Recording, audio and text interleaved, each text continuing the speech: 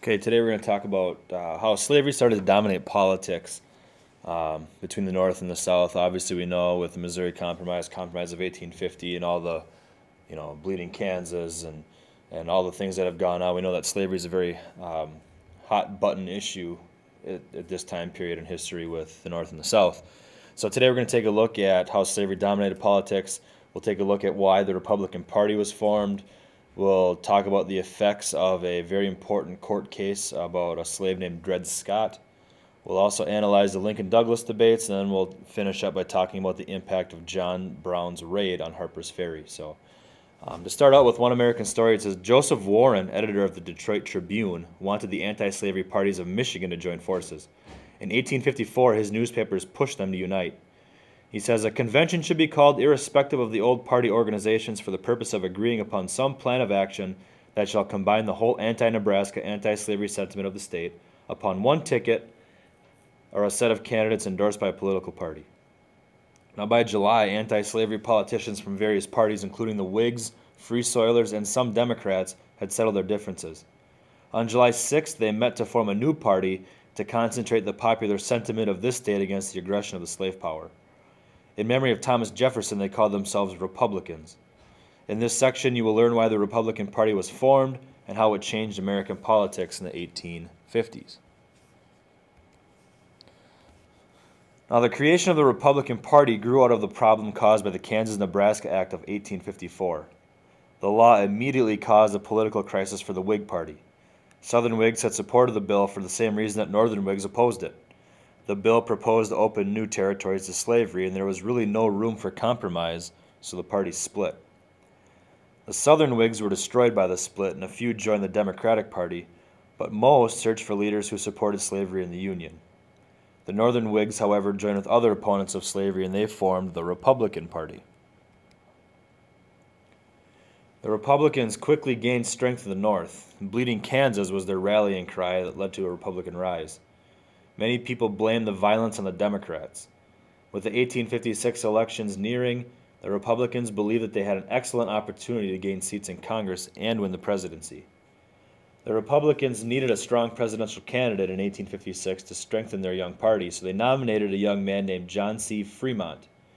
He was known as being young and handsome, and he was a national hero for his explorations in the West, which earned him the nickname the Pathfinder.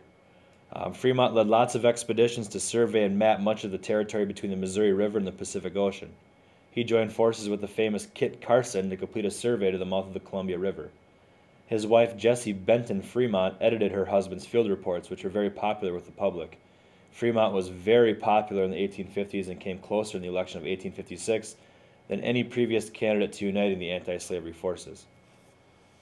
Now, Republicans liked Fremont more than just for his expeditions. He had spoken in favor of admitting both California and Kansas as free states, and also he had little political experience. He did not have a controversial record to defend. Even so, the Republican position on slavery was so unpopular in the South that Fremont's name did not even appear on the ballot.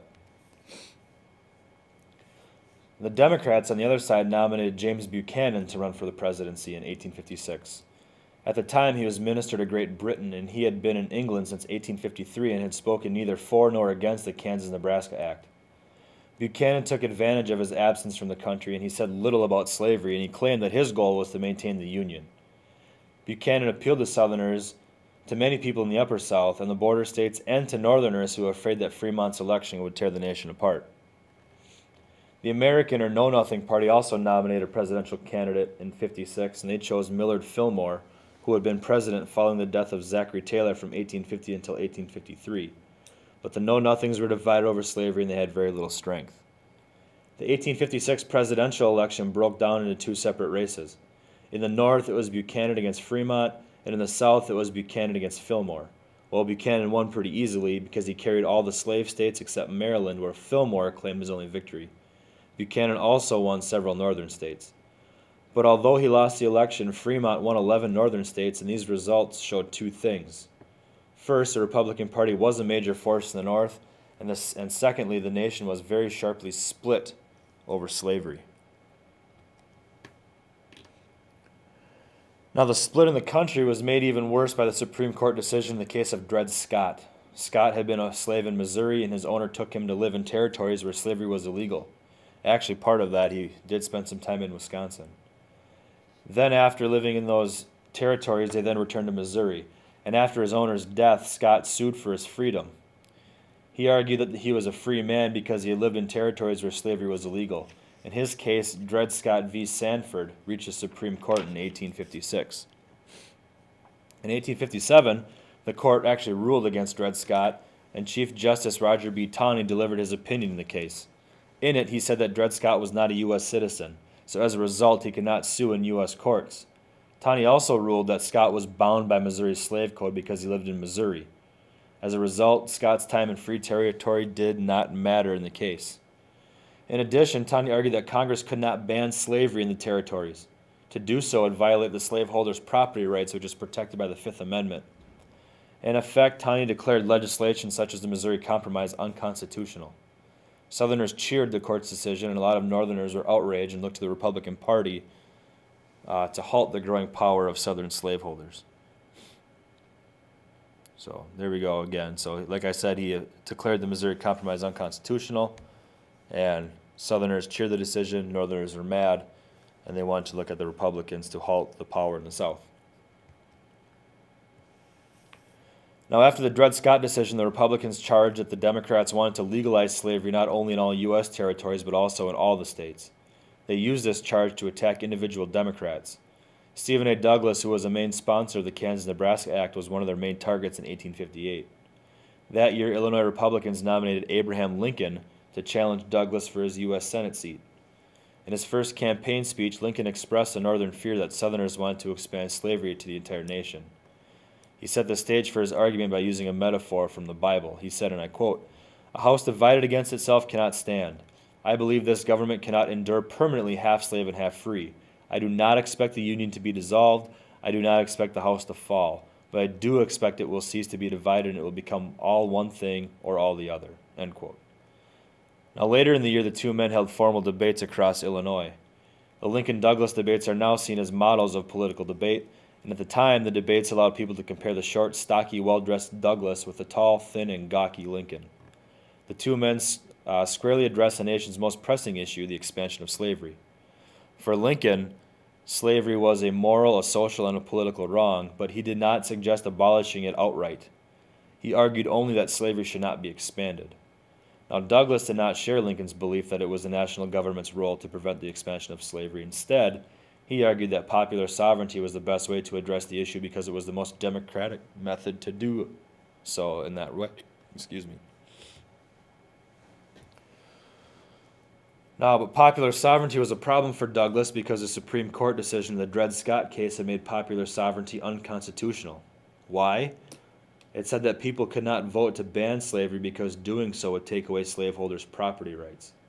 In the debates, Lincoln asked Douglas if he thought people in a territory who were against slavery could legally prohibit it, despite the Dred Scott decision.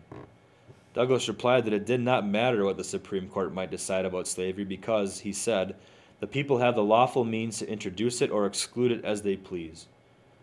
Well, Douglas was able to ride that sentiment and win re-election. Lincoln, however, despite his loss, became a national figure and strengthened his standing in the Republican Party. Now, in 1859, John Brown, who we talked about in the last section, murdered pro-slavery Kansas at the Pottawatomie Massacre. He added to the sectional tensions even again. Brown had a plan, and he wanted to inspire slaves to fight for their freedom. In order to do this, he planned to capture the weapons in the U.S. arsenal at Harper's Ferry, Virginia. On October 16th of 1859, Brown and 18 followers, 13 white and 5 black, captured the Harper's Ferry arsenal. They killed 4 people in the raid. And then Brown set out the word to rally and arm local slaves. The only problem was no slaves joined the fight. The U.S. Marines attacked Brown at Harper's Ferry, and some of his men escaped. But Brown and 6 others were captured, and 10 men were killed. Brown was then tried for murder and treason, and he was convicted, and he was sentenced to hang. On the day he was hanged, abolitionists tolled bells and fired guns in salute. And of course, Southerners were enraged by Brown's actions. They were horrified by Northern reactions to his death. So as the nation headed toward the election of 1860, the issue of slavery had raised sectional tensions to the breaking point. In the next section, you will read about the election of 1860, and we'll also take a look at its effects on the nation.